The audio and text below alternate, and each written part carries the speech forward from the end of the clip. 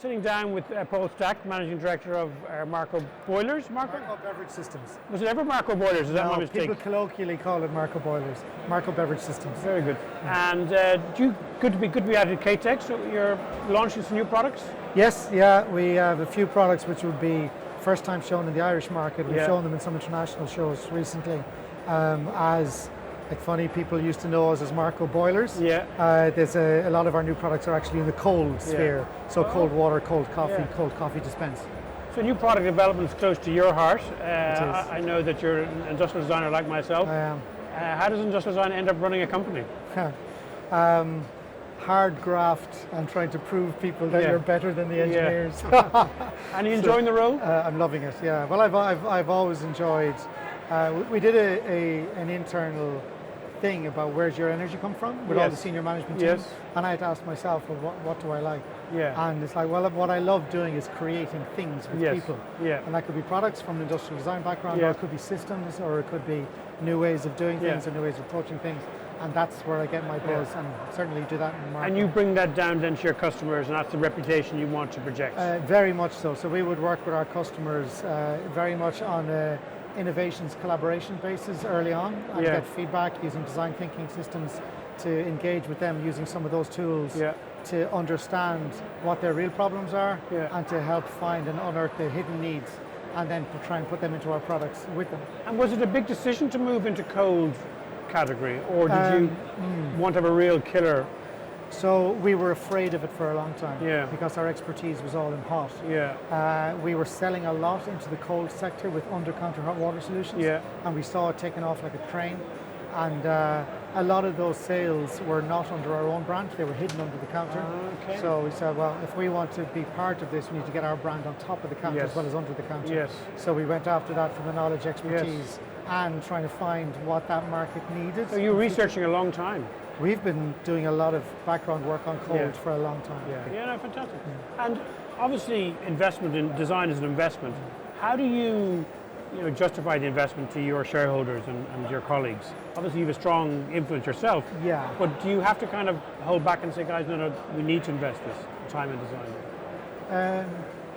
We've always taken the view that being this odd type of niche position in hot water, now cold water opens up the world, but in a hot water space it's quite niche, and to grow and build in the edge of Europe where it's most expensive, we had to have an edge which was innovation and design led. So that was always core to what we've done. I've been with the company for over 15 years now, so it's always been core to what we've done, and we've always invested in always having a pipeline of new innovations and staying ahead. And I suppose we've never second guessed that, and everybody's bought into it because we're doing it for so long. I know you have a very strong footprint internationally. How well do you think other Irish companies present themselves internationally and use design to develop new products? I think that Irish companies are probably a little bit fearful in the large of what's out there and what can be done and how good Irish companies are. There are opportunities out there which are manifold, and people like Enterprise Ireland are amazing at helping companies like us.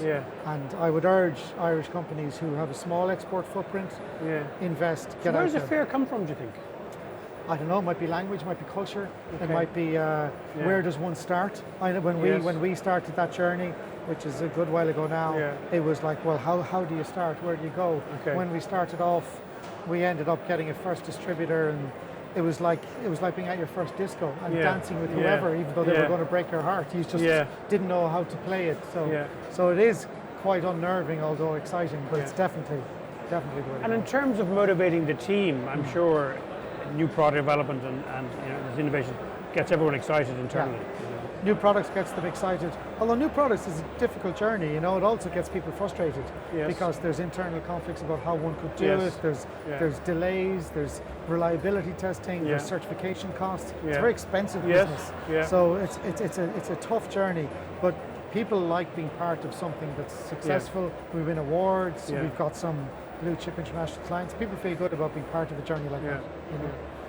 So really, if Ireland could overcome that fear, it's not a fear of failure, I don't think, but it's a fear of where to start. It's fear of failure. But you believe the talent is here, the wherewithal is here, The I think support the is talent here. is here, our location is here, our governmental support is here. Yeah. I think Irish companies have to latch onto things like B Corp Yeah. and like different sustainability certifications Yeah. to be absolutely leaders in that space. So I think we have to be leaders in design and in the sustainability push. Yeah.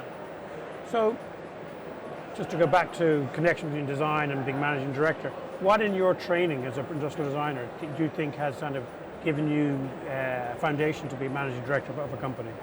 I think significantly it's about that breadth of vision. I always remember Edward de Bono's lateral thinking. Yes, yes. But that breadth of vision of being able to stay away from the narrow. So we've got industrial designers, we've got mechanical engineers, we've got electronic engineers, and the industrial designers, which is my core project, they can see things wider, but they don't necessarily have the deep narrow skills of some of the others. But those narrow skills narrow the vision of mechanical and electronic engineers. So I would say to anybody, invest in industrial designers. They'll change your business. So what advice would you give to your 25-year-old self, knowing what you know now, for a career in design? You go for it earlier. Yeah, don't trust in yourself. Go for it earlier. Yeah. We were. I never really doubted myself. But go for it. I mean, industrial design was often described by others as being you're prostituting your art for commerce, and you're not good enough for engineering. You know, that sort of thing. That's a hard one to. And which is negative. Yeah. As opposed to actually, this is a significant skill set that people have who can drive value, and that's the key. For what it's worth, my own story, what I believe anyway, is that I realized I wasn't very good at design early on, but I could sell it. Yeah. I could see the opportunity for it, and I could put the brief together. Yeah. And that's kind of what I've done. And I loved my industrial design training, but I knew I was never going to have a career as a desk designer. But a good brief is the secret of success. And we're getting better, but it's very good. It's lovely to sit down and talk to you. Great. I hope the show is a great success for you. Yeah, and we'll stay in touch. Yeah, congratulations Thanks on so this. Thank you very much. All the best.